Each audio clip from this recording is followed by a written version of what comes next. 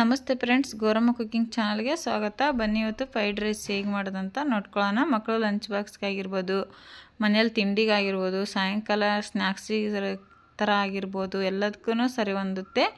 Video ಕೊನೆ ತನಕ ನೋಡಿ, ಹಾಗೆ ನಮ್ಮ ಚಾನಲ್ ಸಬ್ಸ್ಕ್ರೈಬ್ ಮಾಡ್ಕೊಳ್ಳಿ. ಈಗ ತಡ ಮಾಡೋದು ಬೇಡ, ವಿಡಿಯೋ ಸ್ಟಾರ್ಟ್ ಮಾಡೋಣ. ಮೊದಲನೇದಾಗಿ ಈ ರೀತಿ ಉದುರುದ್ರಾಗಿ ರೈಸ್ ಮಾಡಿ ಇಟ್ಕೋಬೇಕು. ನಾನು ಪಾತ್ರೆಯಲ್ಲೇ ಮಾಡಿ ಇಟ್ಕೊಂಡಿದ್ದೀನಿ.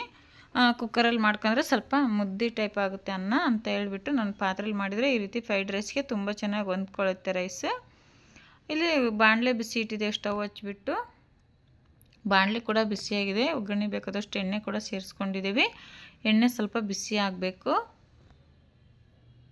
ಎಣ್ಣೆ ಚೆನ್ನಾಗಿ ಕಾದ ನಂತರ 2 ಹಸಿಮೆಣ್ಸಿಕಾಯಿನ ಈ ರೀತಿ ಕಟ್ ಮಾಡ್ಕೊಂಡು ಇಟ್ಕೊಂಡಿದ್ವಿ. ಅದರಲ್ಲಿ ಸ್ವಲ್ಪ ಹಾಕ್ಕೊಂಡ್ವಿ, ಅಂದರೆ ಒಂದು ಮುಕ್ಕಾಲು ಭಾಗದಷ್ಟು ಹಾಕ್ಕೊಂಡ್ವಿ. ಮತ್ತು ನಾವು ಮೆಣಸಿನ ಪುಡಿ ಕೂಡ ಹಾಕಬೇಕಲ್ಲ ಫ್ರೈಡ್ ರೈಸಿಗೆ, ಖಾರ ಜಾಸ್ತಿ ಆಗುತ್ತೆ ಅನ್ನಿಸ್ತು. ಅದಕ್ಕೆ ಸ್ವಲ್ಪ ಮೆಣಸಿಕಾಯಿ ಎತ್ತಿಟ್ಕೊಂಡ್ಬಿಟ್ಟು ಈಗ ಚೆನ್ನಾಗಿ ಫ್ರೈ ಮಾಡ್ಕೋಬೇಕು ಮೆಣಸಿಕಾಯಿನ. ಅಲ್ಲಿ ಒಂದು ಈರುಳ್ಳಿನ ಈ ರೀತಿ ಉದ್ದದಾಗಿ ಕಟ್ ಮಾಡಿ ಇಟ್ಕೊಂಡಿದ್ದೀವಿ. ತೆಳ್ಳಗೆ ಈ ರೀತಿ ಉದ್ದದಾಗಿ ಕಟ್ ಮಾಡ್ಕೋಬೇಕು. ಇವಾಗ ನೋಡಿ, ಈರುಳ್ಳಿನ ಬ್ರೌನ್ ಕಲರ್ ಬರೋವರೆಗೂ ಚೆನ್ನಾಗಿ ಫ್ರೈ ಮಾಡ್ಕೋಬೇಕು. ಇವಾಗ ಸ್ವಲ್ಪ ಉಪ್ಪು ಕೂಡ ಸೇರಿಸ್ಬೇಕು, ರುಚಿ ತಕ್ಕಷ್ಟು. ಈರುಳ್ಳಿ ಬೇಗ ಕಲರ್ ಚೇಂಜ್ ಆಗುತ್ತೆ ಉಪ್ಪು ಸೇರಿಸಿದ ನಂತರ. ಉಪ್ಪು ಸೇರಿಸಿ ಮೇಲೆ ಅಷ್ಟೇ ಚೆನ್ನಾಗಿ ಮಿಕ್ಸ್ ಮಾಡ್ಕೋಬೇಕು. ನೋಡಿ, ಇಲ್ಲಿ ಈ ಥರ ಚೆನ್ನಾಗಿ ಮಿಕ್ಸ್ ಮಾಡ್ಕೊಂಡ್ಮೇಲೆ ಈರುಳ್ಳಿ ಕಲರ್ ಚೇಂಜ್ ಆಗ್ತಾಯಿದೆ, ಹಸಿಮೆಣ್ಸಿಕಾಯಿ ಕೂಡ ಚೇಂಜ್ ಆಗಿದೆ ನೋಡ್ಬೋದು. ಇಲ್ಲಿ ನಾವು 1-2 ಕ್ಯಾರೆಟ್ನ ಈ ರೀತಿ ಸಣ್ಣದಾಗಿ ಕಟ್ ಮಾಡಿ ಇಟ್ಕೊಂಡಿದ್ದೀವಿ. ಕ್ಲೀನಾಗಿ ವಾಶ್ ಮಾಡಿಬಿಟ್ಟು ಅದು ಕೂಡ ಹಾಕ್ಕೋಬೇಕು. ನಾವೇನು ಬೇಯಿಸೋ ಅವಶ್ಯಕತೆ ಇಲ್ಲ, ಹಸಿ ತರಕಾರಿನ ಹಾಕಿದ್ರೆ ಸಾಕು. ಎಣ್ಣೆಲೆ ಚೆನ್ನಾಗಿ ಫ್ರೈ ಆಗುತ್ತೆ. ಎಣ್ಣೆಲೆ ಚೆನ್ನಾಗಿ ಮಿಕ್ಸ್ ಮಾಡ್ಕೊತ ಎಲ್ಲ ತರಕಾರಿ ಒಂದೊಂದಾಗಿ ಹಾಕ್ಕೊಂಬಿಟ್ಟು ನಾವು ಫ್ರೈ ಮಾಡ್ಕೋಬೇಕಾಗುತ್ತೆ. ನಾವು ನೋಡ್ಬೋದು 1-2 ನಿಮಿಷ ಆದಮೇಲೆ ಕ್ಯಾರೆಟ್ ಹಾಕಿ ಆಮೇಲೆ ಬೀನ್ಸ್ ಹಾಕಿದ್ದೀವಿ. ಬೀನ್ಸ್ ಹಾಕಿದ್ಮೇಲೆ ಅಷ್ಟೇ ನೋಡ್ಬೋದು, ಇಲ್ಲಿ ಚೆನ್ನಾಗಿ ಮಿಕ್ಸ್ ಮಾಡ್ಕೋಬೇಕು. ಇವಾಗ ಚೆನ್ನಾಗಿ ಕುದಿಯೋದಕ್ಕೆ ಬಿಡೋಣ. ನೋಡಿಲಿ, ಬೀನ್ಸು ಕ್ಯಾರೆಟ್ ಕೂಡ ಕಲರ್ ಚೇಂಜ್ ಆಗ್ತಾಯಿದೆ. ಈ ರೀತಿ ಮಿಕ್ಸ್ ಮಾಡ್ತಾ ಚೆನ್ನಾಗಿ ಫ್ರೈ ಮಾಡ್ಕೋಬೇಕು. ಹಸಿ ತರಕಾರಿ ಅನ್ನ ಫೀಲೇ ಇರಲ್ಲ, ಆ ಥರ ಆಗುತ್ತೆ. ಬೆಂದ ನಂತರ ಬೇಯಿಸ್ಕೋಬೇಕು ಚೆನ್ನಾಗಿ. ಇವಾಗ ಎಲೆಕೋಸನ್ನ ಈ ರೀತಿ ಉದ್ದದಾಗಿ ಕಟ್ ಮಾಡಿ ಇಟ್ಕೊಂಡಿದ್ದೀವಿ. ನಾವು ಒಂದು 4 ಎಲೆನ ಈ ರೀತಿ ಕಟ್ ಮಾಡಿ ಇಟ್ಕೊಂಡಿದ್ದೀನಿ ನೋಡ್ಬೋದು. ಅದು ಕೂಡ ಅಷ್ಟೇ ಕಲರ್ ಚೇಂಜ್ ಆಗಬೇಕು, ಪೂರ್ತಿ ಬಾಡಬೇಕು ಎಲೆಕೋಸು. ಅಲ್ಲಿವರೆಗೂ ನಾವು ಚೆನ್ನಾಗಿ ಬೇಯಿಸ್ಕೋಬೇಕಾಗುತ್ತೆ. ನೋಡಿ ಇಲ್ಲಿ ಯಾವ ಥರ ಆಗಿದೆ ಅಂತ ಹೇಳ್ಬಿಟ್ಟು ತರಕಾರಿಗಳೆಲ್ಲ ಚೆನ್ನಾಗಿ ಬೆಂದ್ಕೊತಾ ಇದೆ. ಈ ರೀತಿ ಎಣ್ಣೆಲ್ಲೇ ಬೇಯಿಸೋದ್ರಿಂದ ತುಂಬ ಚೆನ್ನಾಗಿರುತ್ತೆ.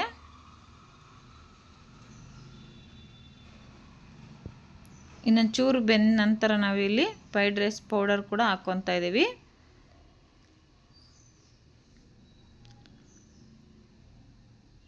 ಒಂದು ಪ್ಯಾಕೆಟ್ ಹಾಕ್ಕೊಂಡಿದ್ದೀವಿ ನಾವು. ಫ್ರೈಡ್ ರೈಸ್ ಪೌಡ್ರ್ 10 ರೂಪಾಯಿದು ಒಂದು ಪ್ಯಾಕೆಟ್ ಹಾಕ್ಕೊಂಡಿವಿ. ಸ್ವಲ್ಪ ಗರಂ ಮಸಾಲ 1 ಸ್ಪೂನಷ್ಟು ಹಾಕಿದ್ದೀವಿ. ಗರಂ ಮಸಾಲ 1 ಸ್ಪೂನಷ್ಟು ಹಾಕಿದ ಮೇಲೆ ಚೆನ್ನಾಗಿ ಈ ರೀತಿ ಮಿಕ್ಸ್ ಮಾಡ್ಕೋಬೇಕು.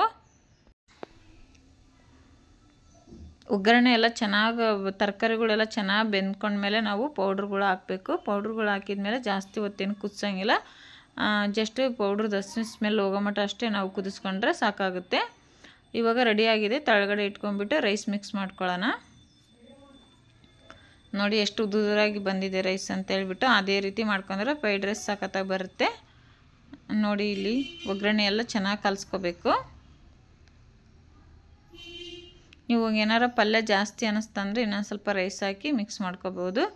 ನಮಗಿಲ್ಲಿ ಕರೆಕ್ಟ್ ಆಯಿತು. ನಾವು ಮಾಡಿರೋ ಕ್ವಾಂಟಿಟಿಗೆ ಒಂದು 3-4 ಜನ ತಿಂಡಿ ತಿನ್ನೋಷ್ಟು ಕ್ವಾಂಟಿಟಿ ಆಗಿದೆ. ನಿಮಗೆ ಇದನ್ನು ಜಾಸ್ತಿ ಬೇಕಂದರೆ ಜಾಸ್ತಿ ಕೂಡ ಮಾಡ್ಕೋಬೋದು. ಇದೇ ರೀತಿ ತರಕಾರಿ ಎಲ್ಲ ಡಬಲ್ ಹಾಕ್ಕೊಂಬಿಟ್ಟು ಇಲ್ಲಿ ಮೆಣಸಿನ ಪುಡಿ ಕೂಡ ಹಾಕ್ಕೊಂಡಿದ್ದೀವಿ. ಮೆಣಸಿನ ಪುಡಿ ಹಾಕಲೇಬೇಕು ಫ್ರೈಡ್ ರೈಸಿಗೆ, ಮಿಸ್ ಮಾಡೋಂಗಿಲ್ಲ. ಸ್ವಲ್ಪ ಡಾರ್ಕ್ ಸೋಯಾ ಸಾಸ್ ಕೂಡ ಹಾಕ್ಕೊತಾ ಇದ್ದೀವಿ. ನಿಮಗೆ ಬೇಕಂದ್ರೆ ರೆಡ್ ಚಿಲ್ಲಿ ಸಾಸ್ ಸಿಗುತ್ತೆ, ಅದು ಕೂಡ ಹಾಕ್ಕೋಬೋದು. ನಾವು ಹಾಕಿಲ್ಲ, ಡಾರ್ಕ್ ಸೋಯಾ ಸಾಸ್ ಒಂದೇ ಹಾಕ್ಕೊಂಡು ಈ ರೀತಿ ಚೆನ್ನಾಗಿ ಮಿಕ್ಸ್ ಮಾಡಿಕೊಂಡ್ರೆ ನೋಡ್ಬೋದು ಮನೆಯಲ್ಲೇ ಫ್ರೈಡ್ ರೈಸ್ ಯಾವ ರೀತಿ ರೆಡಿಯಾಗಿದೆ ಅಂತ ಹೇಳ್ಬಿಟ್ಟು. ಮಕ್ಕಳು ಲಂಚ್ ಬಾಕ್ಸಿಗೆ ಕೂಡ ಮಾಡ್ಬೋದು. ತುಂಬ ಚೆನ್ನಾಗಿರುತ್ತೆ, ತುಂಬ ಇಷ್ಟಪಟ್ಕೊಂಡು ತಿಂತಾರೆ.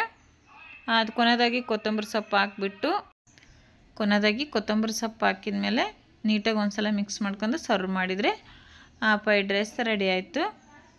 ನೋಡ್ಬೋದು, ಇಷ್ಟು ಸಿಂಪಲ್, ಇಷ್ಟು ಬೇಗ ಕೂಡ ಆಗುತ್ತೆ. ನೀವು ಮನೆಯಲ್ಲೇ ಇದೇ ರೀತಿ ಟ್ರೈ ಮಾಡಿ ನೋಡಿ ಹೇಗೆ ಬಂತು ಅಂತೇಳ್ಬಿಟ್ಟು ನಮಗೆ ಕಮೆಂಟ್ ಮಾಡೋದನ್ನು ಮರಿಬೇಡಿ. ಹಾಗೆ ನನ್ನ ಚಾನಲ್ ಸಬ್ಸ್ಕ್ರೈಬ್ ಮಾಡ್ಕೊಂಡು ಸಪೋರ್ಟ್ ಮಾಡಿ. ನಿಮ್ಮ ಫ್ರೆಂಡ್ಸ್ಗೂ ರಿಲೇಷನ್ಗೆಲ್ಲ ಶೇರ್ ಮಾಡಿ. ವಿಡಿಯೋ ಕೊನೆ ತನಕ ನೋಡೋದಕ್ಕಾಗಿ ಧನ್ಯವಾದಗಳು.